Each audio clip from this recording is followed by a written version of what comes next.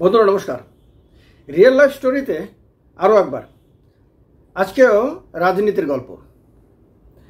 আমার জন্ম হয় ইন্দিরা গান্ধী যখন প্রধানমন্ত্রী ছিলেন তখন।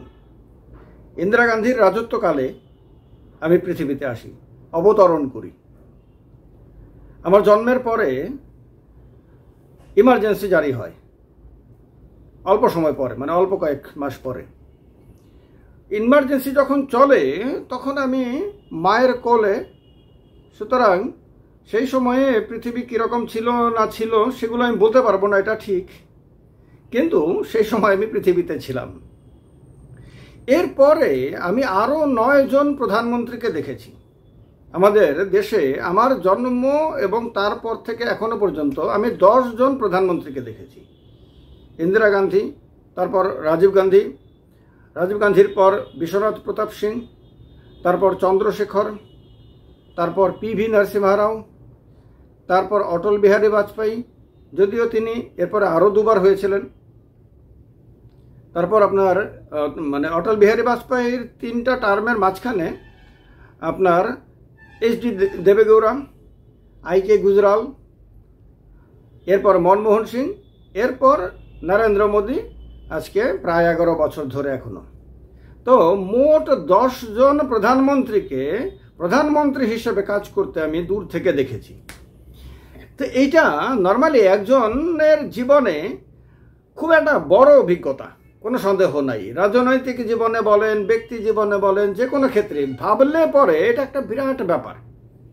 অনেকে হয়তো আমার শ্রোতারা রয়েছেন, আমার দর্শকরা রয়েছেন, যাদের আমার আগে জন্ম, তারা হয়তো আরও অনেকজন প্রধানমন্ত্রীকে দেখেছেন, এটাও ঠিক। কিন্তু আমার জন্মের আগে কিন্তু খুব বেশি জন ভারতবর্ষের প্রধানমন্ত্রী ছিলেন না। আমার জন্মের পরে কি হয়েছে যে ভারতবর্ষে অনেকেই প্রধানমন্ত্রী হয়েছেন অল্প সময়ের জন্য। যেমন বিশ্বনাথ প্রতাপ সিং অল্প সময়ের জন্য, চন্দ্রশেখর অল্প সময়ের জন্য, পিভি নরসিমহা রাও পুরো সময়ে রাজত্ব করেন। অটল বিহারী বাজপেয়ী 2টো ছোট ছোট টার্ম হলেও পরে কিন্তু তিনি ফুল টার্ম রাজত্ব করেন। কিন্তু আপনার এইচ.ডি. দেবেগৌড়া, আই.কে. গুজরাল, এরা উভয়ে অল্প সময়ের জন্য। পূর্ণ সময় 2বার মনমোহন সিং ছিলেন। রাজীব গান্ধীও পূর্ণ সময় দেশের প্রধানমন্ত্রী ছিলেন।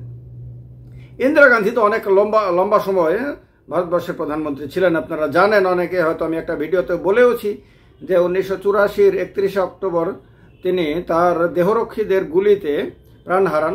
সেই নিয়ে আমি সেই দিনকার অভিজ্ঞতা নিয়ে আমি একটা ভিডিও করেছি, আপনাদের মনে আছে নিঃসন্দেহে। তো এটা কেন বললাম হঠাৎ করে?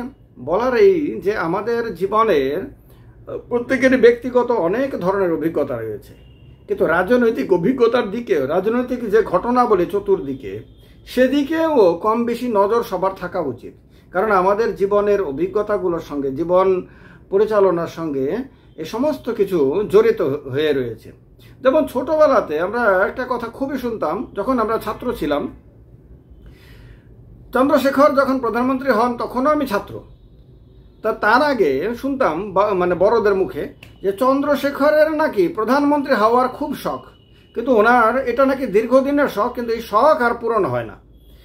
তো এই শখ আদতেই কোনো দিন পূরণ হবে কি না সেটাও কেউ তখন নিশ্চিত ছিল না।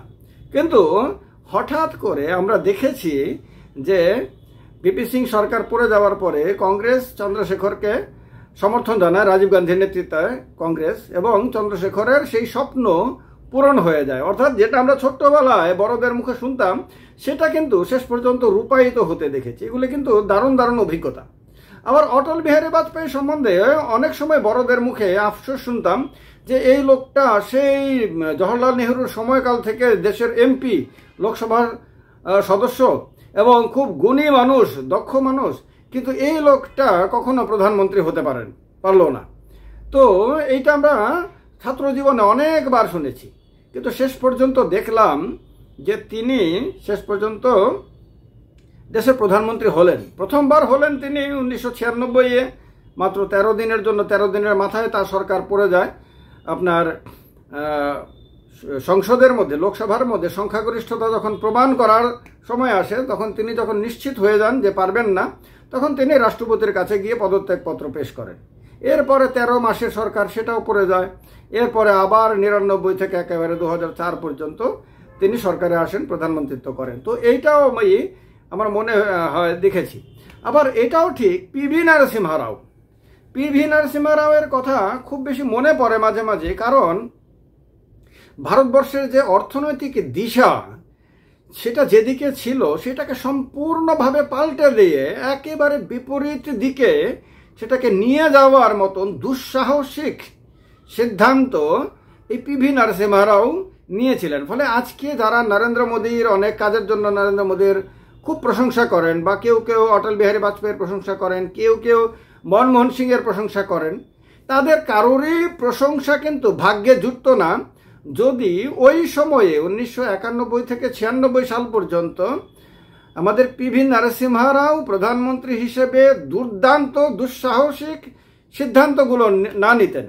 তিনি অর্থনীতিকে বাঁধনমুক্ত করেন এবং তার এই বাঁধনমুক্তির কারণেই ভারতবর্ষে বিদেশি বিনিয়োগ আসতে শুরু করে, প্রাইভেটাইজেশন শুরু হয় এবং দেশের মধ্যে বিভিন্ন দিকে উন্নয়নের জোয়ার বইতে শুরু করে।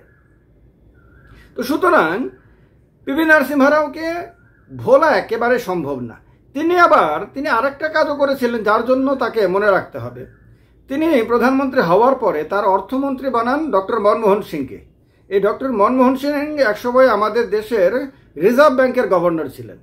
তো পিভি নরসিম্হা রাও তাকে আগে থেকে জানতেন, তার ব্রেন সম্বন্ধে, তার ব্রেন ক্যাপাসিটি সম্বন্ধে তিনি অবগত ছিলেন।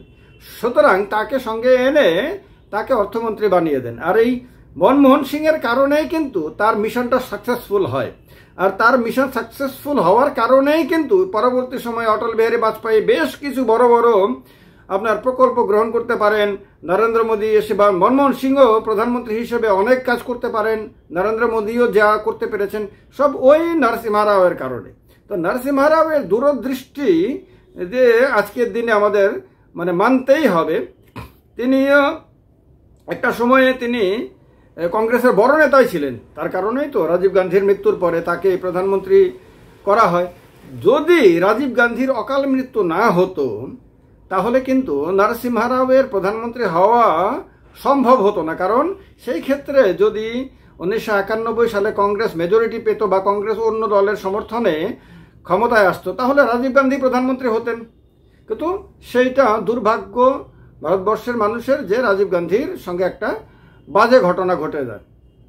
রাজীব গান্ধীর প্রধানমন্ত্রিত্ব আমরা দেখেছি। রাজীব গান্ধীর প্রধানমন্ত্রিত্ব দেখার সময়ে আমার যে অভিজ্ঞতাগুলো এখনো মনে আছে অবজার্ভ করে হলেও, সেইগুলো আর একটা ভিডিওতে বলবো, না হলে সেই ভিডিওটার মজাটা আপনারা পাবেন না, কারণ না হলে এই ভিডিওটা অনেক লম্বা হয়ে যাবে। তো এই জিনিসগুলো এছাড়া অন্য প্রধানমন্ত্রীদের সম্বন্ধে অনেক দারুণ দারুণ জিনিস যেগুলো রিয়েল লাইফ স্টোরিতে আমি এক এক করে তুলে ধরবো, কারণ এটা আপনাদের খুব পছন্দের। আমি জানি, আমি বিভিন্ন সময় পোলেও দেখেছি যে আপনাদের পছন্দ রাজনৈতিক গল্পগুলো শোনার ক্ষেত্রে। এবং আমি দেখেছি যখনই কোনো রাজনৈতিক গল্প কাহিনী নিয়ে আমি ভিডিও বানিয়েছি তখনই তার ভিউয়ারশিপ বেশি হয়েছে। তো তার কারণে রাজনৈতিক দুনিয়ার নানান ধরনের অজানা গল্পগুলো আমি এই চ্যানেলে এক এক করে তুলে ধরার ব্যাপারে মনস্থির করেছি। তার কারণেই আজকে এই অভিজ্ঞতাটা শেয়ার করলাম। আপনাদের মধ্যে যাদেরই এক্ষেত্রে বলার মতন কোনো না কোনো কথা রয়েছে, থাকবে অবশ্যই, সেগুলো কিন্তু কমেন্ট বক্সে লিখতে ভুলবেন না। আর ভিডিওটা আপনাদের ভালো লাগবে বলে একটা লাইক করবেন আর শেয়ার করবেন, কারণ এই চ্যানেলটাকে আরও বেশি করে ছড়িয়ে দেওয়ার দায়িত্ব আমার বন্ধুদের, আমার দর্শকদেরকেই নিতে হবে। আপনারা যদি সবাই মিলে একটু একটু করে শেয়ার করতে থাকেন তাহলে চ্যানেলটা খুব দ্রুত আপনার ছড়িয়ে পড়বে। এতে আরও অনেক মানুষ অতীতের অনেক দারুণ দারুণ অভিজ্ঞতাগুলো শোনার, জানার এবং নিজেদের মতামত, নিজেদের অভিজ্ঞতা শেয়ার করার সুযোগ পাবেন। ভালো থাকবেন সবাই। অনেক অনেক শুভেচ্ছা সবাইকে। জয় হিন্দ, বন্দে মাতরম।